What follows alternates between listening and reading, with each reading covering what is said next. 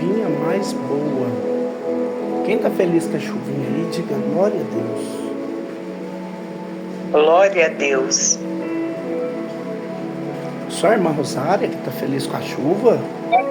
Glória a Deus. Glória a Deus. Que susto. Queridos, igual todos já sabem, hoje é o nosso dia de dar continuidade, né? No livro do Apocalipse. Nós estamos já na parte 6, né, do livro do Apocalipse. E eu tenho a total certeza que esse estudo vai nos trazer um grande temor, né? Porque a palavra de Deus, ela vem para nos colocar no centro da vontade de Deus. Essa é a vontade de Deus.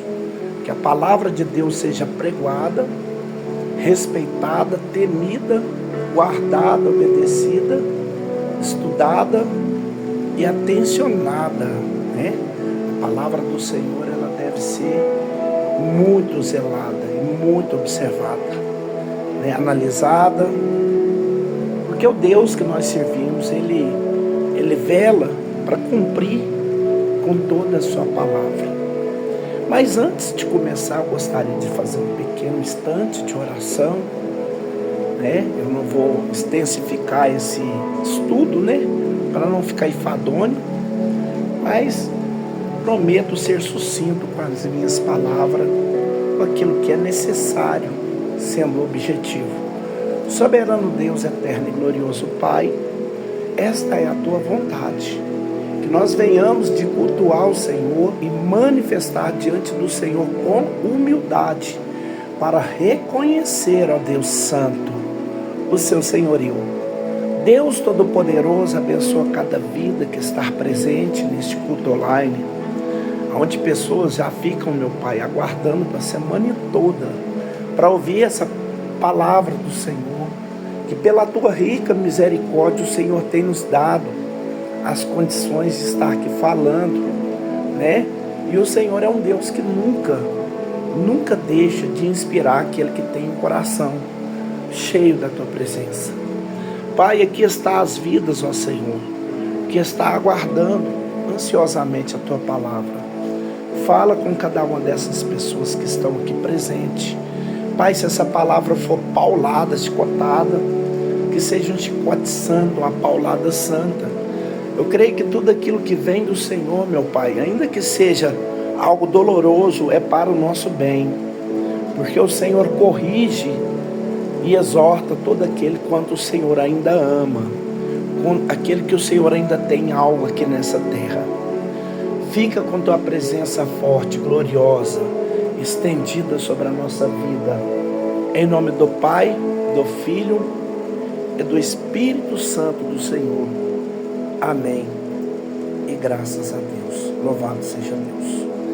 Queridos irmãos, abra sua Bíblia, Apocalipse capítulo 6, e vamos fazer a leitura desse texto, 6, verso 1.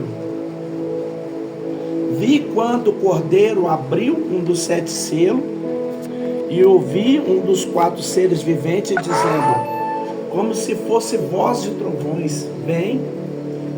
Vi então, desde o cavalo branco e o seu cavaleiro, com um arco, e foi-lhe dado uma coroa, e ele saiu vencendo para vencer. Verso 3. Quando abriu o segundo selo, ouvi o segundo ser vivente dizendo, vem. E saiu outro cavalo vermelho, e o seu cavaleiro foi-lhe dado tirar a paz da terra, para que os homens se matassem uns aos outros. Também lhe foi dado uma grande espada. Verso 5. Quando abriu o terceiro selo, eu vi o terceiro ser vivente dizendo, vem. Então vi, eis com um cavalo preto, e o seu cavaleiro com uma balança na mão. E eu vi como que uma voz no meio dos 4 seres viventes dizendo, uma medida de trigo por 1 denário, 3 medidas de denário por 1 denário. Não danifiquei o azeite e o vinho. Quando o Cordeiro abriu o 4º selo, ouvi a voz do 4º ser vivente dizendo, vem. E olhei, e eis um cavalo amarelo, e o seu cavaleiro se chamava Morte, e o inferno estava seguindo, E foi-lhe dada autoridade sobre a quarta parte da terra para matar a espada, pela fome, com a mortandade e por meio das feras da terra. Até aí, a nossa exposição, a nossa palavra vai ser até o verso 6, 7 e 8. Vamos orar para receber essa palavra na nossa vida. Senhor Deus Todo-Poderoso, meu Deus, mais uma vez estamos diante de uma palavra santa. Meu Deus, tem de misericórdia de nós e nos inspira, Senhor. Desvenda esse mistério, descodifica, Senhor, todos esses mistérios. Pai, que o Senhor possa falar conosco de uma forma gloriosa. Prepara os corações das pessoas que vão ouvir esse áudio. Meu Deus, para não ficar com seus corações murmurosos, nem duvidosos, nem interrogativos, mas que cada um tenha uma mente e um coração cheio de temor e tremor, de reverência diante daquele que fala entre nós, que está no nosso meio. Faça que o teu poder seja sempre colocado, meu Deus, nas nossas vidas, nos nossos corações. Amém. Glórias a Deus. Louvado seja o nome do Senhor. Irmãos, presta atenção em tudo isso que vai ser falado agora. A maioria dos que estão aqui nunca ouviu o que vocês vão ouvir, o que eu vou falar aqui hoje. Estamos diante de um texto mais forte e mais aterrorizante de todas as escrituras sagradas. Vai ser uma mensagem bem tensa, porém, meus irmãos, uma mensagem bíblica verdadeira, oportuna, pertinente e atual. E para que você extraia, né, o que vai ser dito aqui, é necessário você concentrar e você reverenciar tudo que vai ser falado. Estamos diante da palavra sagrada. Estamos aqui diante de uma palavra que saiu da boca de Deus. Mas escute isso que vai ser falado. E hoje eu quero entrar na abertura desse selo, né? O Cordeiro tomou o livro da mão do Pai e agora ele vai desatar, ele vai romper, ele vai quebrar o selo e abrir o livro. O Apocalipse, ele é dividido em 7 visões que João tem. Ele está preso na ilha de Patmos, né?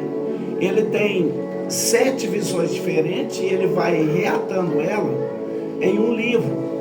Eu já falei da primeira visão semana passada, né? Do Cristo glorificado. Agora nós estamos na segunda visão. Você sabe que João vê o céu e ele vê também uma porta. E ele é convidado a entrar. João então entra e vê os céus. Ele vê o trono de Deus. Ele vê Deus se assentar. E ele começa a relatar as coisas que ele vê. Agora, meus irmãos, nós estamos na sessão do desatar os selos. E na abertura dos primeiros selos, os primeiros 4 selos que João rompe, nós temos aqui uma das passagens mais empolgantes e assustadoras de toda a Bíblia Sagrada, e que vai nos mostrar 4 cavaleiros do Apocalipse. E ela também é uma das mensagens mais mal interpretadas por muitos. Muitas pessoas não sabem interpretar o livro do Apocalipse e entender que ele é simbólico, alegórico e não literal. João usa aqui para ensinar seu público figuras, imagens, símbolos. Agora, para nós sabermos como interpretar esses 4 primeiros selos, ou os 4 cavaleiros do Apocalipse, nós precisamos voltar um pouco, voltar aí na sua memória. No capítulo 1 ao 3, Cristo está no meio da sua igreja. Ele está examinando ela, está corrigindo ela, consolando ela. Ele é apresentado como o Senhor da igreja. No capítulo 4, João vê Deus sentado no trono e sendo adorado pelos 24 anciãos e pelos 4 seres viventes, que eu já expliquei o que é. Mas Deus no trono, ele tem o controle de tudo. No capítulo 5, Jesus morre na cruz, ressuscita, sobe aos céus e ele vai ser coroado. Nós estamos no capítulo 5, a coroação de Cristo no céu, após a sua vitória na cruz. O reino agora plenamente é dele, e ele recebe como prêmio essa vitória da cruz, o livro, o pergaminho com 7 selos. O que é esse livro? É a história do mundo, é a história da humanidade, é desde os primórdios, todos os fatos, relatos estão contidos naquele livro, e ele é atado e o Pai dá para o Filho, para o Cordeiro, para Cristo. Isso está no capítulo 5 do Apocalipse 5, 7, 9, né? Aí veio por Cristo e tomou o livro da mão direita daquele que estava sentado no trono. Digno és de tomar o livro, de abrir o selo, porque foste morto, com seu sangue compraste para Deus aqueles que procedem de toda tribo, língua e nações. No capítulo 5 é isso.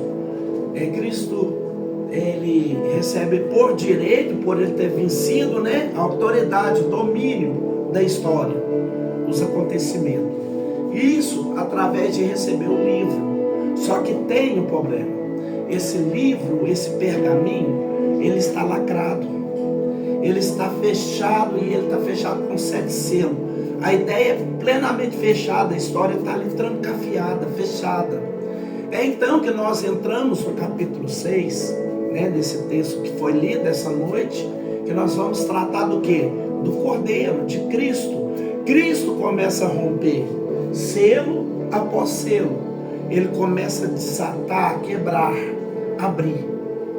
E ali está contido, de modo que quando ele vai rompendo os selos, o livro vai se abrindo, e lá está inserida essa revelação de Deus, que são os juízos de Deus para essa terra de pecado, e as vitórias do seu povo, da sua igreja, ou seja, do seu povo. O livro mostra poderes que atuarão diante da história. E os 4 primeiros selos que o Cordeiro rompe são destinados aos 4 cavaleiros do Apocalipse. Vamos começar então pelo primeiro. Vi quando o Cordeiro abriu dos 7 selos, e vi um dos 4 seres viventes dizendo, como se fosse voz de trovão: vem. Irmão, presta atenção nisso aqui. Lembra-se que João agora está lá no céu. Ele está vendo uma visão gloriosa. Ele está lá vendo o trono, Deus assentado, os 24 anciãos, né, os cristãos do Antigo Testamento, do Novo, a totalidade da igreja está lá no céu. Os 4 seres viventes, a criação, o cosmos, né, redimido, os céus, terra, água, tudo redimido, está ali. De repente chega e aparece alguém, o Cordeiro como que o Senhor. João vê que ele se dirige até o trono. Quem está sentado no trono está vendo tudo. Então esse Cordeiro vem, toma da mão do que está sentado o rolo, o livro. Então ele vê agora que o Cordeiro começa a desatar, e ele desata o primeiro selo. Aqui nós temos a primeira lição. O controle da história está na mão de Deus, está nas mãos de Cristo. João, ele quer passar a ideia para os seus leitores que ele estava debaixo do jugo do Império Romano, né? César estava esmagando os cristãos, né? João quer mostrar que quem está no controle de tudo não é os romanos, é Cristo. Não é o anticristo, é o Senhor Jesus. Os acontecimentos que está escrito no livro, no rolo que está sendo rompido, não são de um futuro longínquo, só quando o fim do mundo acontecer, não. eles vão da primeira até a segunda vinda de Cristo. Alguns já aconteceu e alguns ainda irá acontecer, né? Aqui nessa hora que João vê o cordeiro desatando o primeiro selo, então João ouve um grito. O verso 1 diz assim: e eu vi um dos 4 seres viventes dizendo, como se fosse voz de trovão, vem. Então, um dos 4 seres grita, vem. E aqui tem 2 interpretações. A primeira, ele está chamando João. João, agora que o primeiro selo foi desatado, vem para você ver. E veja o que eu vou te mostrar agora. A segunda interpretação, mais óbvia, é que um dos seres viventes, agora que o selo está rompido, chama o primeiro dos 4 cavaleiros, vem, chegou a sua hora de sair e de cavalgar pela terra. Que cavaleiros são esses? Vamos começar. O verso 2 vai falar do primeiro cavaleiro, mas eu vou deixar ele por último e você vai entender por quê. E nós vamos começar no segundo cavaleiro, verso 3. Quando abriu o segundo selo, ouvi o segundo ser vivente dizendo, vem. E saiu outro cavalo vermelho, e o seu cavaleiro foi-lhe dado a tirar a paz da terra, para que os homens se matassem uns aos outros. Também lhe foi dado uma grande espada. João, ele então vê o cordeiro abrindo o segundo selo, e ele vê o cavalo e o cavaleiro vermelho. Qual é o significado desse cavaleiro vermelho, meus irmãos? A interpretação mais adequada é que ele é o cavalo da guerra. É guerra. A Bíblia diz que foi dado a esse cavaleiro o poder de tirar a paz da terra. Diz que os fins dos tempos seriam marcados por conflitos, guerras e rumores de guerra. Nos últimos tempos, as nações, o mundo seria marcado por intensas e sucessivas guerras, tempos de conflitos, de turbulência, aquilo que tiraria a paz, países sem paz. E sem essa paz, envolvidos em conflitos, o resultado da guerra é que, obviamente, será a morte. Então o texto diz assim, foi dado a tirar a paz da terra, que os homens se matassem uns aos outros. Por isso o cavaleiro vermelho, o vermelho aqui é de sangue derramado em questão das guerras. O Senhor, quando ele desata o selo, ele mostra que o fim dos tempos seria marcado por mortes, por conflitos armados, guerra entre os países, fronteiras vizinhas, bombas, genocídios, atrocidades, marcariam, meus irmãos, esse tempo. Mas agora, contra quem seria feita essas guerras? Primeiro, contra aqueles que rejeitam a marca do anticristo e o evangelho da paz. Foi dado ao cavaleiro para tirar a paz daqueles que rejeitam o evangelho da paz. Quem são os que rejeitam o evangelho da paz? São os incrédulos, os pagãos, os que decidiram viver a sua vida sem Deus. O mundo está, essa bagunça toda é falta de Deus. O mundo está, esse caos todo é falta de Deus. Não adianta reforma fiscal, econômica, não adianta trocar presidente, monarca, não adianta destruição de rendas, isso não vai funcionar, porque o poder não está no ambiente, está no coração. O coração do homem que é mau, e o único que pode mudar o coração do homem é Deus, é Cristo.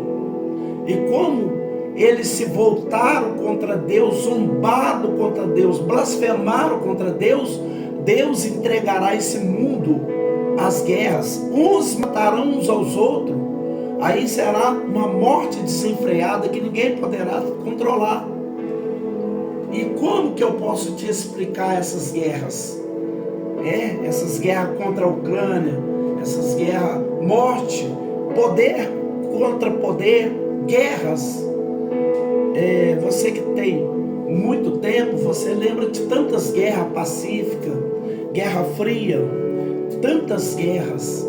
Os juízos de Deus será derramado sobre essas nações que é pedófilo, pessoas que ídolo de gênios, que estupra, que mata, que corrompe, né? Então o Senhor permitirá que a guerra se intensifique, né? E esse é o cavalo vermelho. O fim, à medida que o fim se aproxima, o mundo será dominado pelo pânico, pelo conflito, pelas guerras. Contra quem? Contra os que rejeitam a palavra de Deus. Mas não é só contra eles. E é aqueles também que pregam o evangelho, que pregam a palavra, né? Que pregam. Olha no verso 4, está dizendo aí: também lhe foi dado uma grande espada. Então o cavaleiro está ali vermelho, em cima do cavalo vermelho, e ele está tirando a paz e matando o povo. Mas a Bíblia acrescenta: mas também foi dada uma grande espada. O que é que significa a espada que está na mão dele? Você sabe que a Bíblia foi escrita na língua grega para nós traduzir para o português. Para você interpretar melhor, você tem que traduzir para o grego. E há duas palavras gregas para espada nas escrituras. A primeira palavra é uma espada grande, é espada de guerra, espada do centurião romano, né? E a segunda palavra grega para espada é punhal. É um punhal para sacrificar a vítima, para decapitar, para assassinar. Na Septuaginta, que é a tradução do Antigo Testamento do hebraico para o grego, o mesmo termo, Gênesis 22, quando Abraão pega uma espada para sacrificar Isaac. A espada ali é cutelo, né? A palavra que aparece aqui para espada no cavalo vermelho não é grande de guerra, é a pequena de sacrifício. Ela é usada para martírio, para sacrifício. O cavaleiro vermelho, primeiro ele mata pela guerra, e depois ele usa um punhal para sacrificar. Mas sacrificar quem? Sacrificar quem é fiel a Deus. Vai haver a morte com guerra nos fins dos tempos, e vai haver martírio.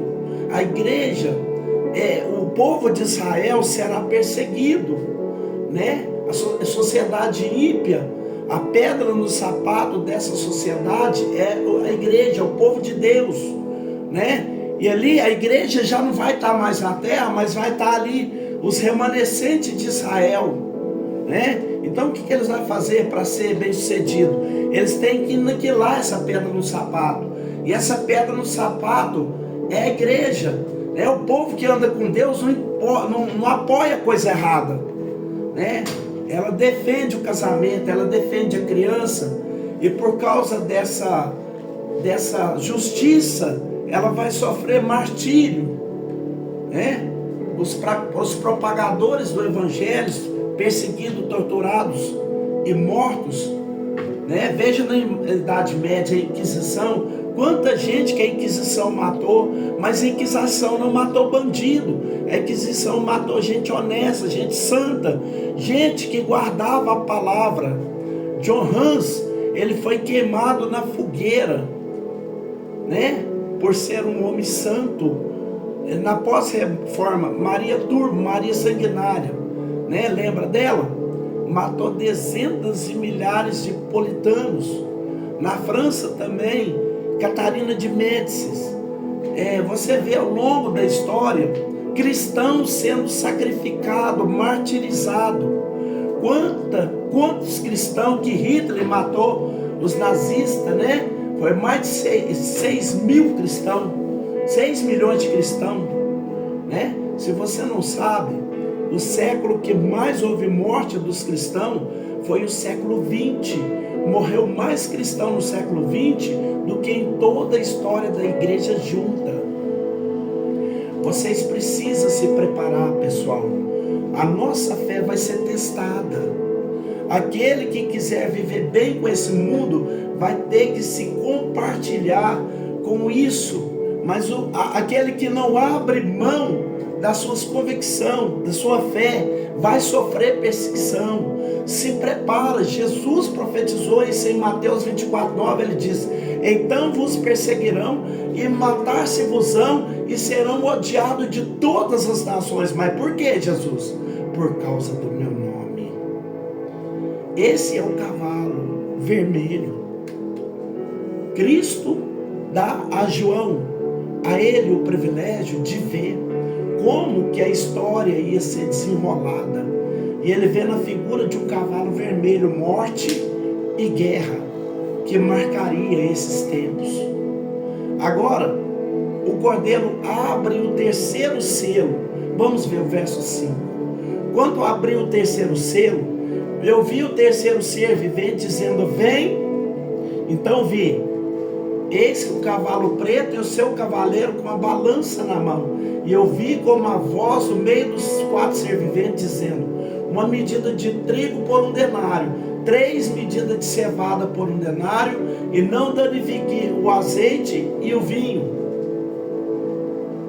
Agora João, ele vê que o cordeiro desata, ele rompe, ele quebra o terceiro selo. E ele vê agora o cavalo preto com um cavaleiro. E esse cavaleiro, ele tem a balança na mão. Sabe aquelas que tem 2 pratos assim, como se fosse aquela de orive? Ele está segurando uma balança. Esse cavaleiro, ele é conhecido como a fome. É o cavaleiro da carestia. Talvez ele seja uma reação da guerra. Países que estão debaixo de guerra sofrem fome, né?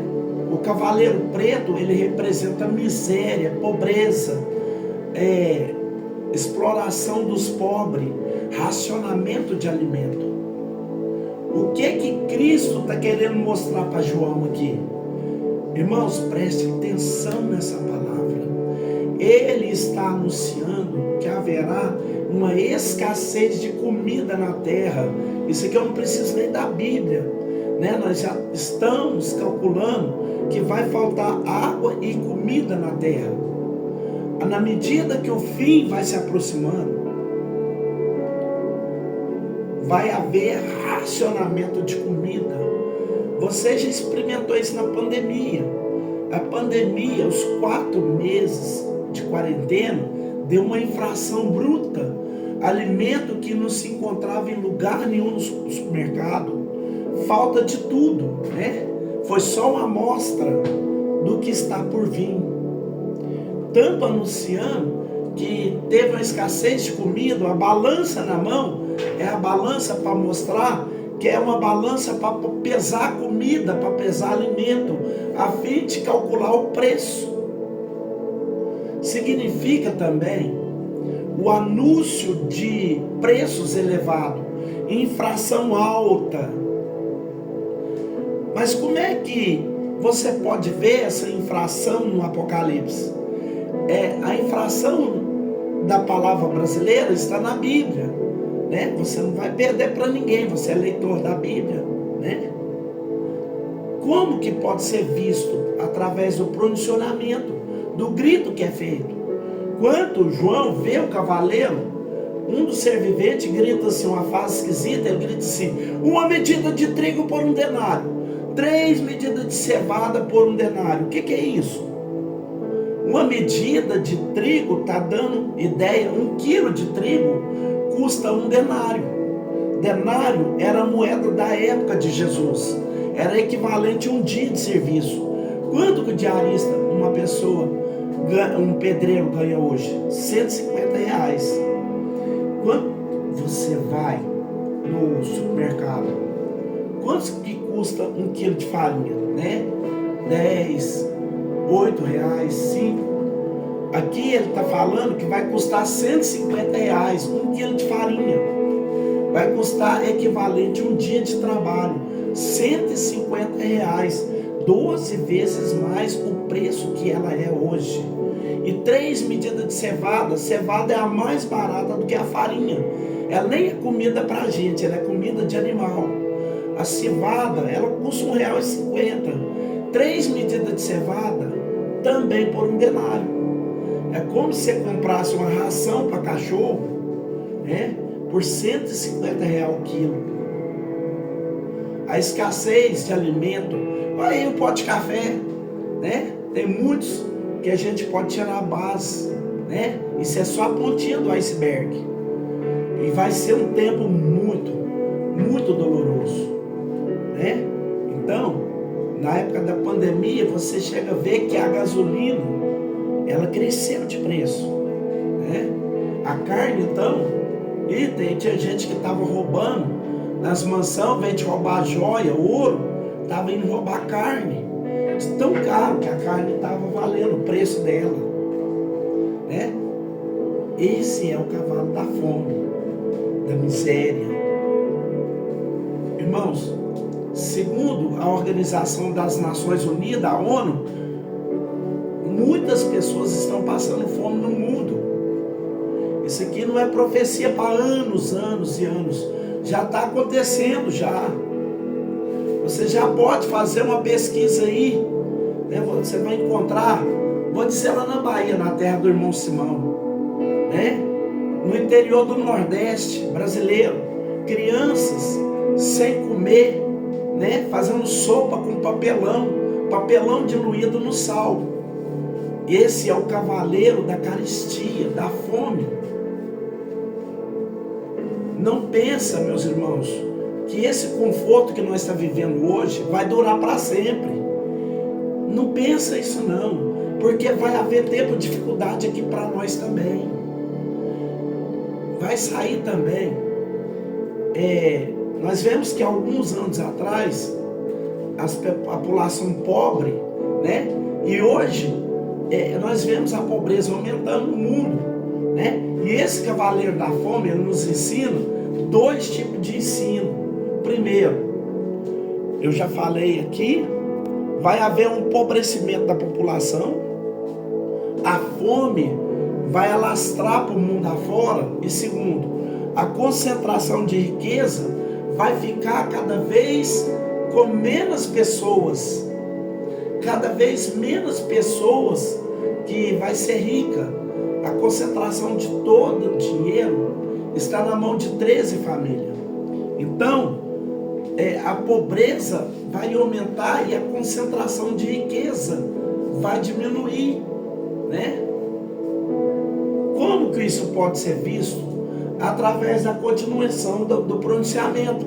Ele começa contando: uma medida de trigo por um denário, 3 medidas de cevada por um denário. Aí aumento da pobreza. Aí depois ele diz: não danificais nem o vinho e nem o azeite. O que é isso? Farinha e cevada, comida de pobre. Azeite e o vinho é comida de rico. Enquanto o pronunciamento diz que a farinha e a cevada vai aumentar de preço, e se referindo aos pobres, né, que os pobres vai ser lesado, o vinho e o azeite não será tocado, ou seja, a classe rica não será atingida por essa fome. A concentração de riqueza ficará, por exemplo, você pega uma pessoa que tem dinheiro hoje, rico, se 1 quilo de carne custar R$10 ou custar 100, para ele não vai fazer diferença. Mas para o pobre, né, não tem condicionamento. Se o pobre vai comprar um carro, se o rico comprar um carro de 50 mil, passar esse carro para 100 mil, não vai mexer no bolso.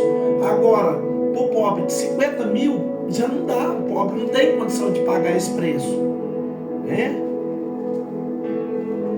Não tem cabimento. Ou seja, a ideia aqui é que vai haver, e isso já está acontecendo, nações ricas queima, está jogando fora alimento. O mundo produz comida para matar a fome de todo mundo, mas tem desperdício de comida, né? Mas as nações, para continuar no controle e deixar outras nações pobres, na sua servidão, eles queimam alimento para manter eles lá em cima e os pobres lá embaixo. Fome. E esse texto fala da igreja. O primeiro século, lá no critério romano, conversão significa perca de emprego, altos impostos, os crentes passavam a ter fome. O que é que eu estou querendo te dizer aqui, meus irmãos? Que eles vão chamar você para fazer uma entrevista. Você é um cara top, formado, instruído, você tem especialidade naquela área. O seu currículo, você tem 4 meses desempregado, 2 parcelas de aluguel atrasado, o colégio atrasado, os meninos reclamando, né? Aí você arruma um emprego. Aí a pessoa vai te contratar, de repente tem uma pergunta ali: qual fé que você professa? Para que essa pergunta logo nesse currículo, né? Aí ele vai ter que falar que é cristão. Na hora que ele falar que é cristão, a pessoa vai falar assim: eu não vou poder te contratar. Perseguição, discriminação. Esse é o cavalo da fome. Olha só o que João está vendo para o futuro. Irmão, você está num aplicativo ouvindo uma palavra, que isso aqui não é Hollywood, isso aqui não é conto de fada, isso aqui não é que a gente vê que as pessoas bonitas, das peles saradinhas, né? Não. Deus está mostrando para nós no futuro o que vai acontecer, né? Nós vemos que a rede social passa uma falsa homenagem, uma falsa identidade, né? Sem Deus não tem possibilidade de vencer. Eu estou aqui para falar da bondade de Deus, e essa é a verdade. Agora vamos ver o quarto selo, verso 7.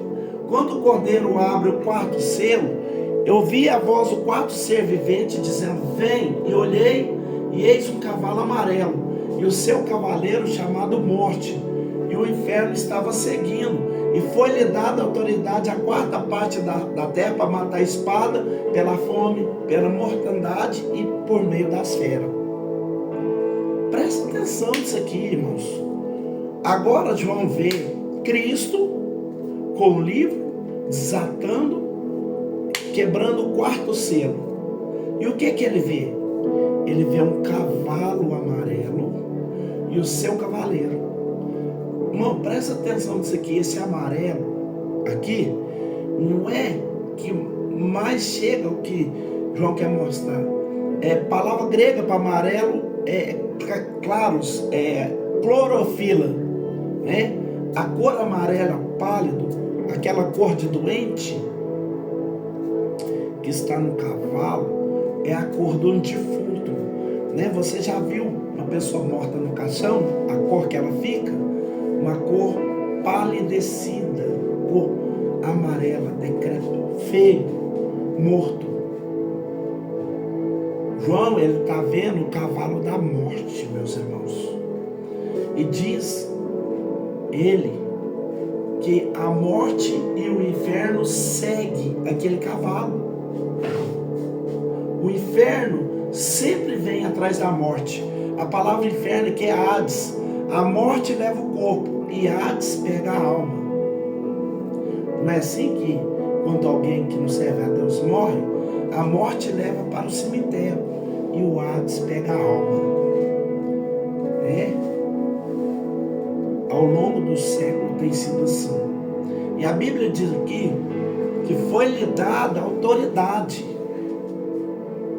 para ela tirar 1/4, matar 1/4 dos homens. Primeiro, você tem que entender que foi dada autoridade a ela. Ela não tem autonomia. Ou seja, a morte e o inferno, ela só atua sobre a autoridade dada, foi contribuída a ela. Porque se não fosse dada, ela não mataria, mas aqui é permissão de Deus. Entretanto, será um tempo de muitas mortes. Sabe quantas pessoas morrem no mundo? 54 milhões de pessoas morrem todos os dias, todos os anos, quer dizer. Como virá essa morte? Como que esse cavaleiro vai agir? João, ele vê aqui que a morte ela virá de 4 formas. Fala que vai matar a espada, vai matar pela fome, pela mortandade e pelas feras. Primeiro, pela espada. A palavra grega da espada do vermelho lá era cutelo, né? Lá era cutelo, era macaira. É o que o cavalo vermelho está carregando. É um punhal para martírio, para sacrificar. A espada do cavalo amarelo, ela não falha. É tal falha, né? É a espada usada na guerra. Ou seja, a primeira forma que a morte vai ser trazida por esse cavalo é a morte pelas guerras. Irmãos, desde Roma até agora, quanto sangue não foi derramado? Esses cavalos aqui, eles começou desde os primeiros séculos, né? Nós vemos que Ásia, Europa e Ásia, nós vemos que 30 anos de guerra, morreu 11 milhões de mortos. Guerra da Polônia, vivendo Europa e Pacífico, 1804, 1815, 6 milhões e 500 mil de vidas mortas. Olha o cavalo amarelo ceifando. Guerra Civil Russa, de 1917 a 1921.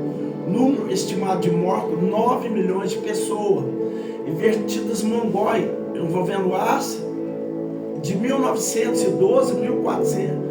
60 milhões de pessoas, né, que morreu. A rebelião na China, né, 755 a 763.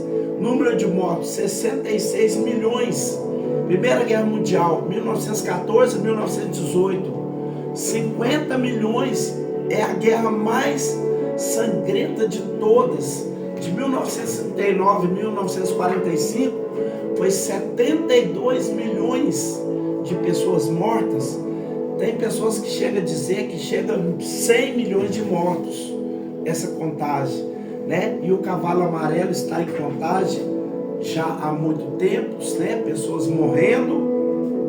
Só Hitler matou 6 milhões de judeus. Só de judeus foram 6 milhões. Faltou cruz para crucificar. A segunda forma que ele age, guerras. Primeira guerra. Segunda, fome. A ONU publicou que morre de fome 24 mil pessoas por dia e 9 milhões por ano, todos os anos. O mundo lá vai morrendo de fome. Terceiro, como que esse cavalo age? Ele mata pela mortandade. Mortandade é pestilência, epidemia. Jesus profetizou 24:7 de Mateus que o Filho, nações levantarão contra nações, reino contra reinos, e haverá pestes, né? Se você quiser ver se o cavalo amarelo matou com peste negra, peste bubônica, 1353, 1351. A tuberculose, de 1850 a 1860, matou 1 milhão de pessoas. Varíola, de 1896 a 1980, 300 milhões de pessoas. Gripe espanhola, 1909. Tifo, 1918, 1922, 3 milhões de pessoas. Sarampo, matou 3 milhões de pessoas, né? Malária, 3 milhões de pessoas são mortas por ano. AIDS, desde que ela nasceu em 1981, quase 30 milhões de mortos até hoje pela AIDS. Isso são peste, a pestilência que esse cavalo amarelo trouxe. Quarto, diz que mata pelas feras. Você não acha estranho esse negócio de fera? Um cavalo amarelo matar pela guerra, pela fome, pela epidemia, pela pandemia, agora pelas feras. Feras aqui dá a ideia de que os cristãos que não se sujeitavam às ordens dos maiorais, ela é jogado pelas feras, né, para ser comido pelos leões. Um estado, né, que muitos eram mortos pelos estados. Vai lá na Coreia do Sul para você ver. Vai na China, vai fazer graça no país muçulmano. Lá eles te aniquilam, lá eles te matam. Irmãos, não vai ter nada de luz, só tragédia, só sangue. A nossa esperança, meus irmãos, ela está no estado último do primeiro, do primeiro cavalo. Mas não é esse cavaleiro que está aqui no livro do Apocalipse. Estágio, ele traz uma maquiagem. Todo mundo chega a pensar que esse cavalo, o último cavalo, é um relampejo de luz. Eu já vi muita gente falando, né?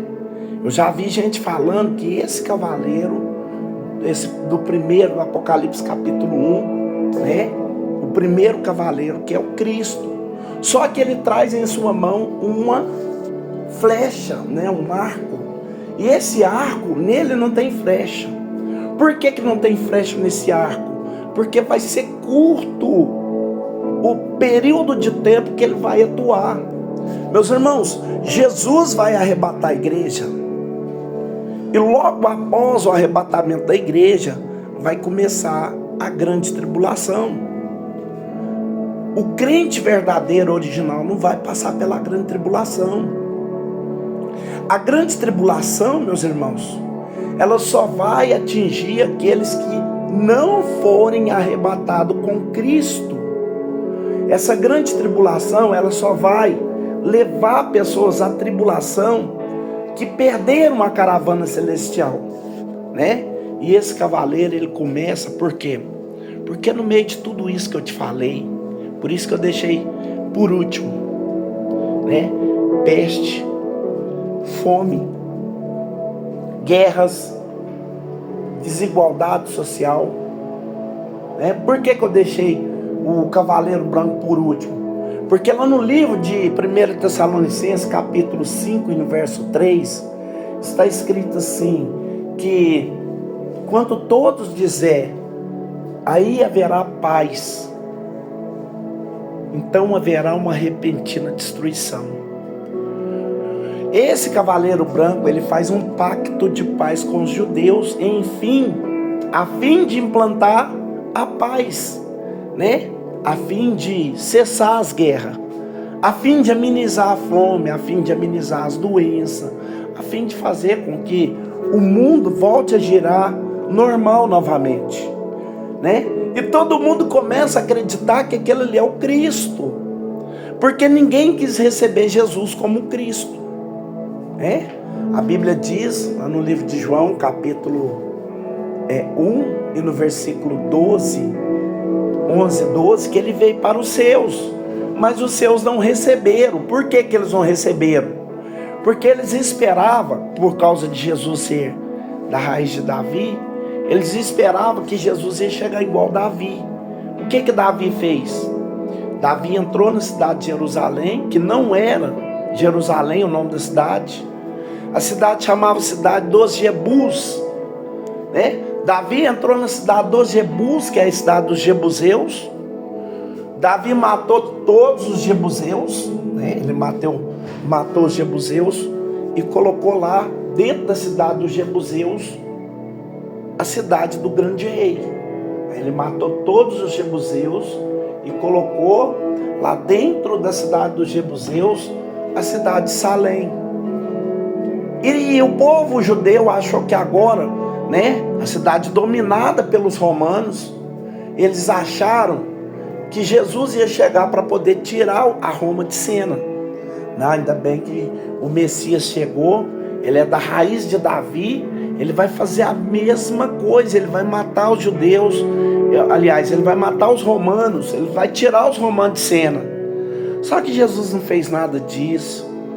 Jesus chegou falando, se pedir uma túnica, dá duas.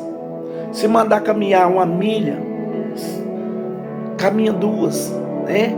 Se bater do lado direito, vira o esquerdo, eles, opa, peraí, tem alguma coisa errada.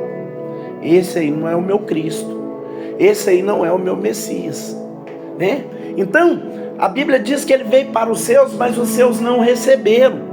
Mas todos quanto receber terão o direito de ser chamado filho de Deus. Nós recebemos Jesus e nós temos o selo da promessa.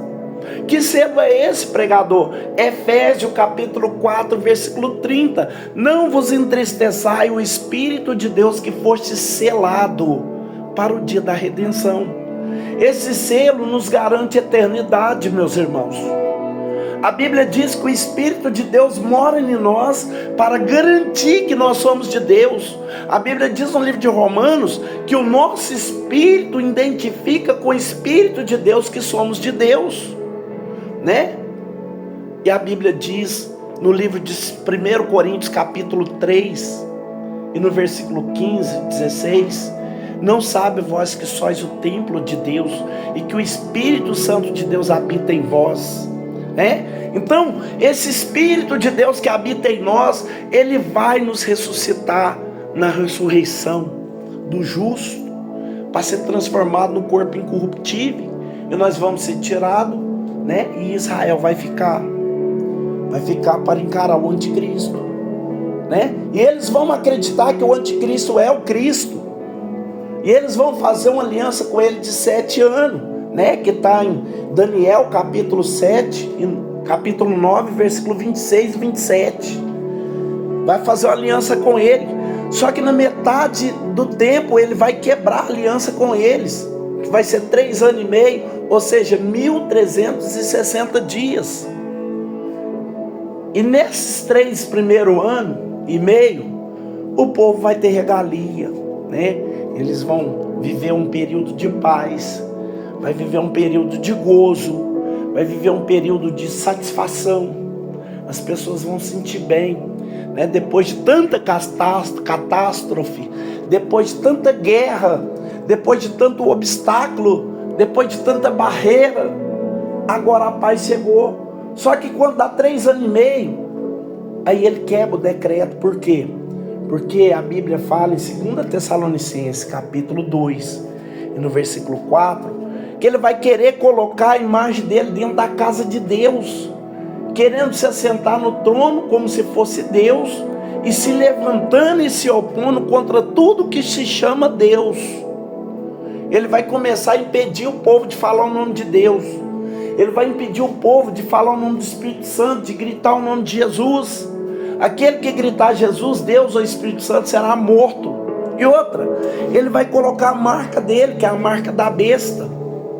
E a Bíblia diz no livro de Apocalipse capítulo 18, capítulo 13, versículo 18: quem tem a sabedoria, calcule o número da besta, porque é o número de um homem. Que dia que o homem foi criado?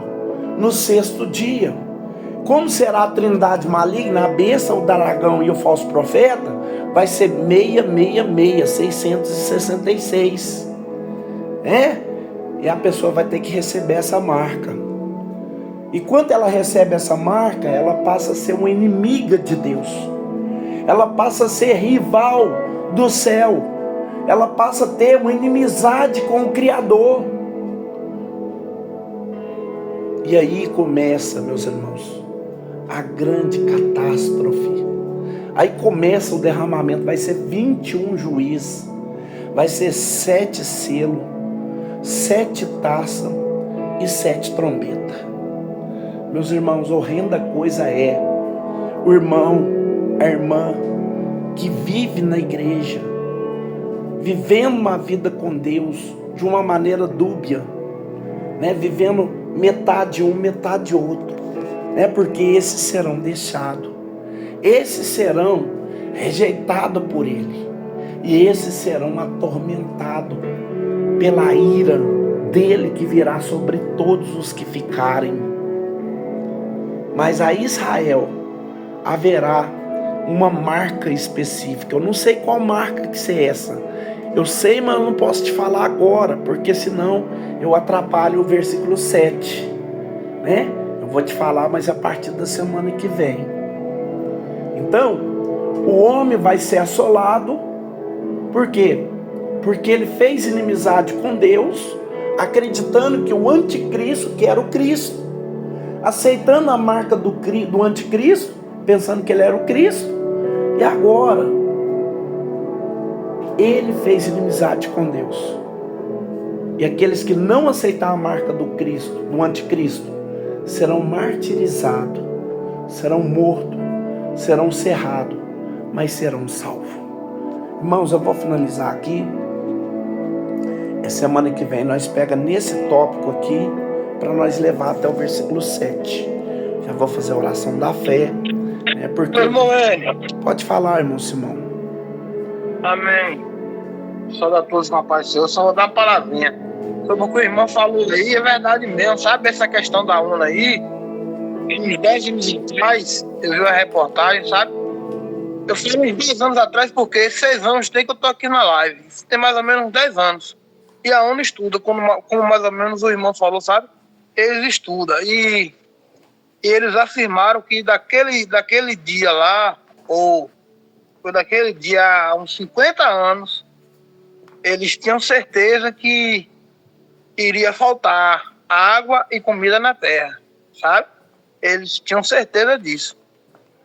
Eu lembro disso muito bem, eu assisti essa matéria, uma reportagem, sabe?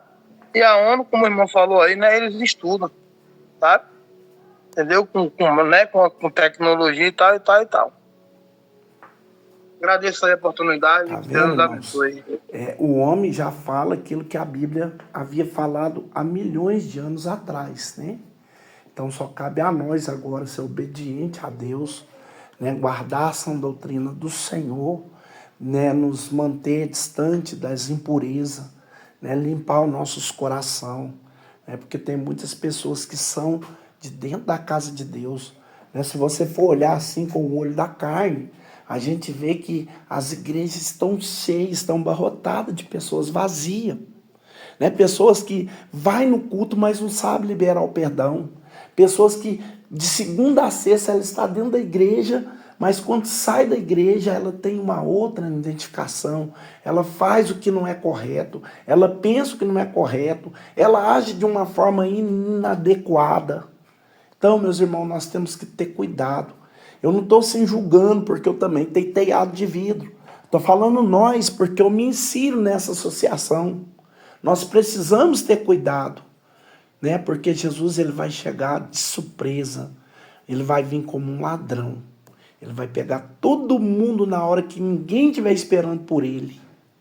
Vamos nos cuidar, vamos nos zelar, vamos vigiar nos momentos em que nós estivermos com nossos coração entristecido, para a gente não falar coisas que não é devida, para que o Senhor venha de nos tirar no dia do harpazo. Amém? Deus abençoe a vida de todos. Querido Deus e eterno Pai, é no nome precioso e glorioso do Senhor que encerramos esse estudo do Apocalipse 6. Pai, nos dê graça para permanecer de pé. Pai, para que nossos corações não se azede, que o nosso coração não venha de perder a graça, a manifestação do Teu Espírito Santo. Nos ensina, Senhor, a andar debaixo da Tua preciosa luz. Remalamande que façorabacácia. É no nome do Senhor, meu Deus, que nós vamos vencer.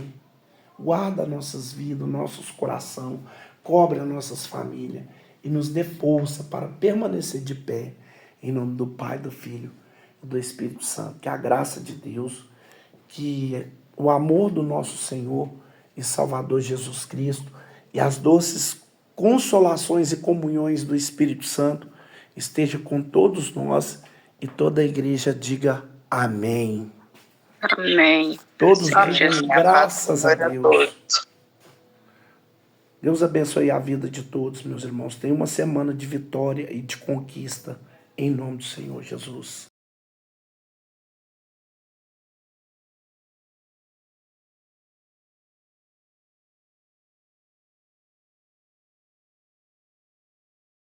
Amém.